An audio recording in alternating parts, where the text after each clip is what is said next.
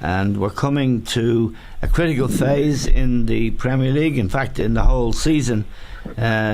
Big matches tonight, tomorrow night, and with Chelsea's shock defeat at home to Crystal Palace on Saturday, we have quite a bit to talk about. Liam, Chelsea losing to Crystal Palace, they could have had enough goals to comfortably win, but they didn't. Is there any significance in that result, Liam? Is the gap between them and Spurs now down to 7 points? Well, I shouldn't think so in the long run, Eamon. I think Chelsea will get enough points to make sure that nobody can catch them. But it does make it slightly more interesting than it was. And it just goes to show you that's the strength of the Premiership.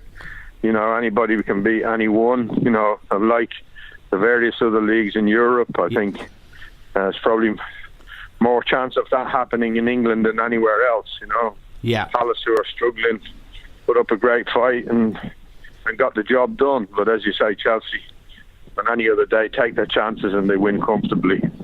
Yeah, John Costa in particular had a couple of chances, and he's made it clear, I think, that he wants to go at the end of the season. And when they collapsed under Mourinho, he was at the heart of that. If he doesn't do his stuff for the rest of the season, and there was signs, I thought, on Saturday he wasn't quite as focused as he should be. If he doesn't do his stuff, they got City tomorrow night, they got Manchester United away next week. They're the two big matches they've got, and of course the Cup semi-final against Tottenham. Costa's critical though for Chelsea, isn't he? Yeah, I think he plays that way though, Eamon. You know, last year he down tools completely under Mourinho. This year he's obviously been tapped up to go away, but Conte seemed to get a grip of him and got him going again. Now I think I didn't see the match of the weekend, but you said he missed chances. He did, yeah. And I think you find if he's not having a go, he won't be in a position to miss chances. Right. Anyway, so I think he'll be okay until the end of the season. But I think, you know, when you look back on any of the teams win most leagues, you'll always come to a crisis point. Yeah. Where you're not going to stroll away. Very few teams stroll away with it and have nothing but victories. Apparently they didn't play badly, Chelsea. I didn't see it. No, they didn't. But it can happen on any given day.